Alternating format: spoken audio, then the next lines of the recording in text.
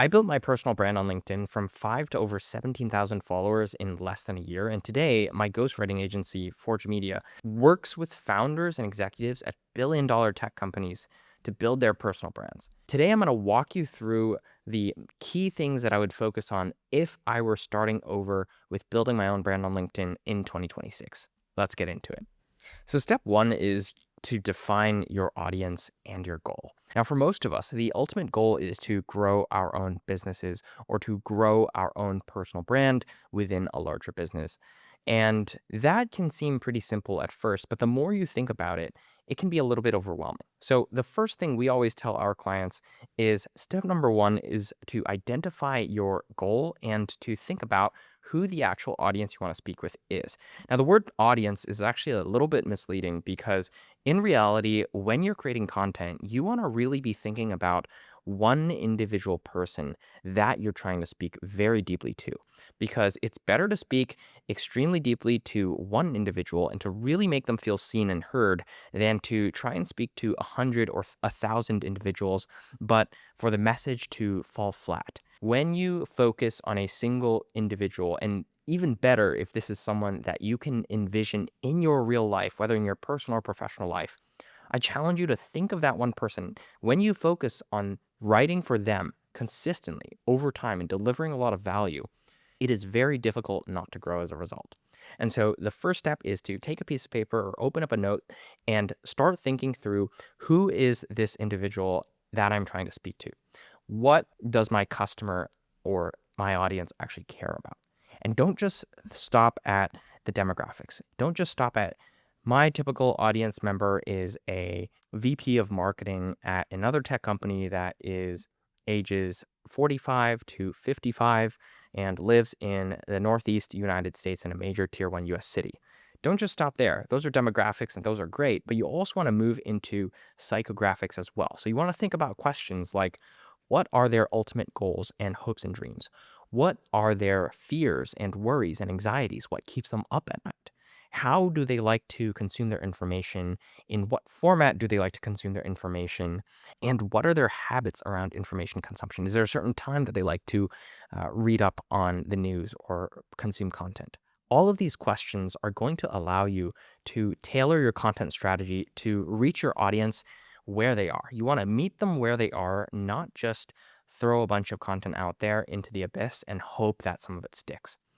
Yes, content is an experimental process, but you want to bring some discipline and rigor to it in the beginning for best results. Step number two is, now that you've defined who your audience is, you want to brainstorm your content sources. Now, this is really important because a common question that we get asked is, how do I not run out of content? I fear that I've got these really great ideas, maybe a list of 5 to 10, but once I go through them, I'm not going to have any more content to write about. That's a very valid concern. What I would say is brainstorming all of the sources of possible ideas, both evergreen as well as timely ideas, is going to help you out immensely, because what you want to do in an ideal scenario is have a multitude of sources to draw upon. So for example, on the evergreen side, maybe you have previous content that has already been published out there that can be recycled, maybe of key topics that are constantly relevant in the industry.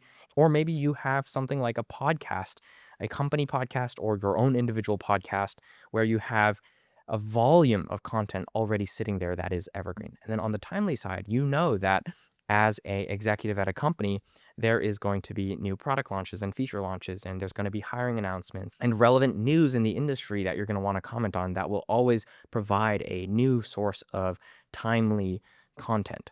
In addition, internal conversations. I'm not saying you should talk about every single thing that is spoken internally, but say, for example, you're getting feedback from the sales team about, hey, our customers, our prospects keep saying this. That could turn into an idea for a really great post that addresses a common sales objection. Those are just a few ways in which you want to brainstorm all of your content sources. And by the end of this exercise, you ideally want to have at least 5 to 10 different sources from which you can draw on so that you're not always coming up with ideas on the fly. The third step is to then pick a cadence and stick to it. Now, a very common question we get asked is, with this new LinkedIn algorithm and all the changes, what is the ideal cadence for me to post. I have spoken with the team at LinkedIn before, and they've told me that the truth is there is no ideal cadence because it's very audience dependent. Now, post fatigue is a real thing, and you don't want to tire out your audience.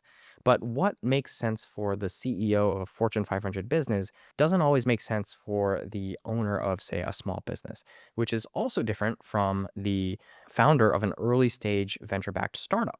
And so, whether it's 1, 3, 5, or 7 times a week, the key principle here is you want to pick a cadence, but you want to stick to it because consistency is what the algorithm rewards, not necessarily the number of posts that you're shipping every single week. And so pick a cadence and then stick to it.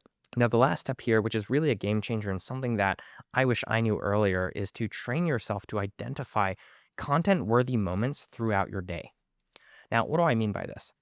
Content-worthy moments are any moment throughout the day when you're sitting in a meeting, or maybe you are responding to an email or a ping that someone sent you, and all of a sudden you realize, oh, this conversation or this idea could actually be a really great post. A lot of executives that we work with commonly come in, especially if they don't have previous experience building their own brand, and tell us that they're not sure they are that interesting or that they have that many things to post about. But the first thing I tell them is, look, everyone has a really interesting story. And if you have gotten to the level that you've gotten to at your company or in your industry, then clearly there is something that people can learn from your experience.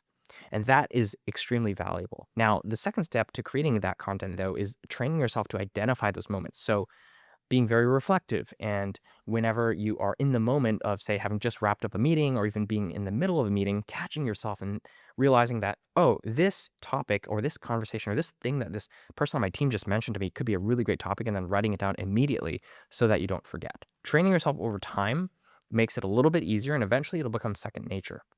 The best clients that we have worked with who have grown their audiences the most are always really great at identifying these content-worthy moments, and I challenge you to start doing it as early as possible. So if you follow these 4 steps when building your personal brand on LinkedIn, you will see a lot more success with your growth, and not just with the number of followers, but also your content reaching the right audiences who are going to be interested in buying your products or services. And if you have any questions, as always, feel free to drop me a note in the comment section below. I will see you in the next one.